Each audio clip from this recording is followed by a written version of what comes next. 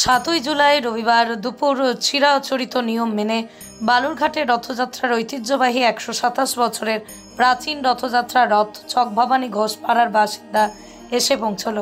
এখানে বিগ্রহ পুজো, জগন্নাথ দেবের ভোগের পাশাপাশি জগন্নাথের মাসির বাড়ি থেকে ভক্তদের প্রসাদ বিতরণের পর আবারও রথতলার মাঠে গিয়ে জগন্নাথ পৌঁছবে এবং সেখানেই রথের মেলা শুরু হবে।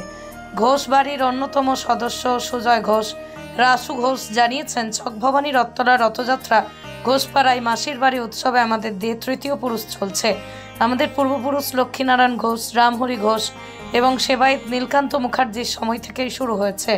আগে রথযাত্রার পর থেকে উল্টো রথ পর্যন্ত 7 দিনব্যাপী ঘোষপাড়াতেই জগন্নাথ দেবের পুজোর পাশাপাশি ভগবত পাঠ, কীর্তন, ভক্তদের প্রসাদ বিতরণ করা হয়। কত বছর ধরে আর কি হচ্ছে? 127 বছর ধরে হচ্ছে।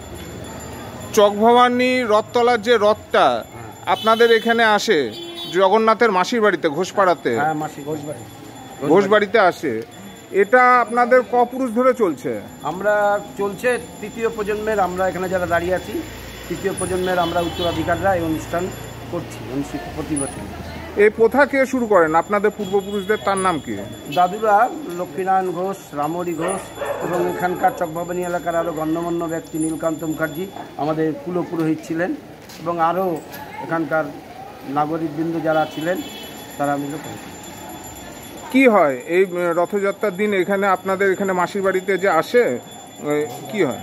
আমরা 7 দিন ধরে দুবেলা ভোগ আরতি, তারপরে নাম কীর্তন অনুষ্ঠান, প্রসাদ বিতরণ, যেটা যে আজকেও আমাদের এখানে রথ নিয়ে আসলো। আমরা এখনই অন্নের ভোগ বিতরণ অনুষ্ঠান এবং বিগ্রহ পূজা হচ্ছে, তার প্রসাদ বিতরণ অনুষ্ঠান কাজ আমরা এখনই শুরু করব।